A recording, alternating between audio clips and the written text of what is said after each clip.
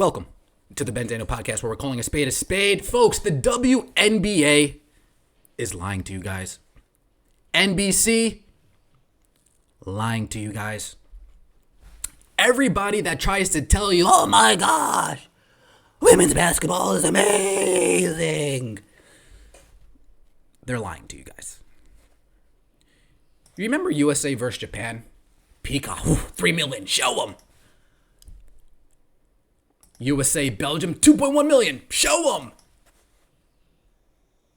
And we haven't seen ratings since. We haven't seen ratings since. That doesn't make sense, does it? Right? If the ratings are high and the ratings are impressive, they kind of released them pretty quickly, right? Yesterday's ratings for USA Hoops against Serbia already came out. 7.9 million, including 13.5 for the second half. Now, this is literally 28 hours ago that game happened. 6 days ago, USA women's team versus Germany. We're still waiting. 2 days ago, USA women's versus Nigeria. We're still waiting. And it seems as though NBC is choosing to cover up the ratings that just aren't impressive. And to no surprise of any of you guys, no surprise to me, the women's USA basketball team, nobody's watching. And that's why we haven't seen the numbers from Sunday's game. That's why we haven't seen the numbers from Wednesday's game. But every single USA game since men's, the ratings have come out and they've showed it to us. What does that tell you guys? What does that tell you guys?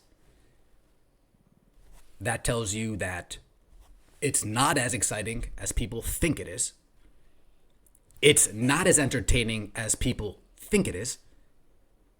And the hype around it isn't as crazy as people think it is.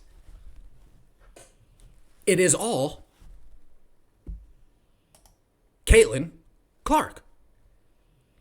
And I understand. The truth is a tough pill to swallow. I understand. But when we're getting ratings of the first two games and then suddenly drops off a cliff, yet I'm still getting ratings of the men's team, and it seems as if the trajectory for the women's games are on a downward spiral, well, then I have to side with these gentlemen over here at Sports Media Watch saying, yeah, I'm thinking that they're hiding the numbers because nobody wants to watch those events. So yeah, oh my God, Suni Lee, bronze medal, holy crap, she gets another medal. But where are the ratings for that? Noah Lyles, oh my God, gold medal. But where are the ratings for that? USA women's basketball, they're so dominant. Asia Wilson, Brianna Stewart, they're incredible. But where are the ratings for that? Simone Biles, so many people give a shit about. Ratings for that. LeBron James, Steph Curry, a team people give a shit about. Ratings for that. But everything else seems to be a little tough. A little tough to find. Maybe they realize that some of the ratings that the USA women's team are doing this time around, it's nothing we haven't seen before. Right? Maybe a few years ago, before Caitlyn Clark put her fucking stranglehold on the game, before that, maybe you guys would release these ratings. Oh my God, you see? 3 million people tuned in to watch the USA women's basketball team. Oh my God, see? 2.1 million people tuned in to watch the USA women's basketball team. But you're not fooling us.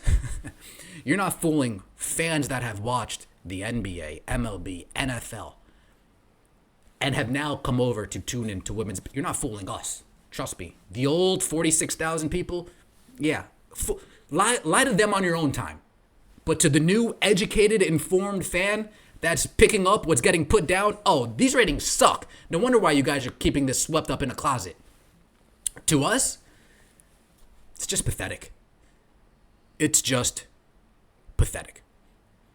And I know what some people might say. What are you talking about? This is the most watched Olympics of all time. Well, is it? Is it? Shout out to our guys over there at Sports TV Ratings. He did his best apples to apples comparison, right? Including streaming and factoring in no OOH prior to 2020. I'm sure it's not close to perfect, but he tried through Sunday and had total consumption. And yes, compared to the COVID years, the Olympics are up 36%. But compared to Rio, oof. Compared to London, yikes. So is it really can we really say boycott? Yeah, you can. People aren't watching this as much as they watched previous Olympics. But it's more than COVID. Motherfucker, I was gardening during COVID. I haven't gardened since. People did a lot of things they did during COVID that they're not doing now. That is a wash. But what's not a wash? 3 million. What's not a wash? 2.1 million. To the point where we have legit media reporting companies calling NBC. Hey, NBC, release the ratings, dude. Release the rate. Who paid you off? Who paid you? Folks, you realize that unless Caitlyn Clark's playing, some of these WNBA ratings are actually pretty hard to find. The NBA TV ratings, tough to find. The Ion ratings, tough to find. But if it's Caitlyn Clark, those things are front and center. Why is that?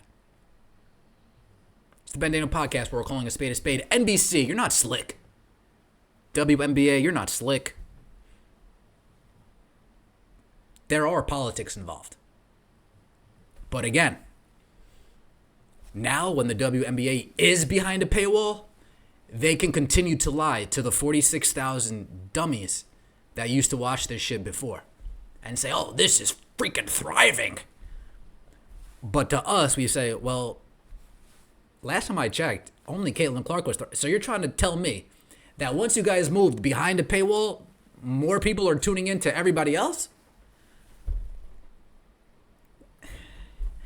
Now, I'm no mathematician, but 1 + 1 doesn't equal 3.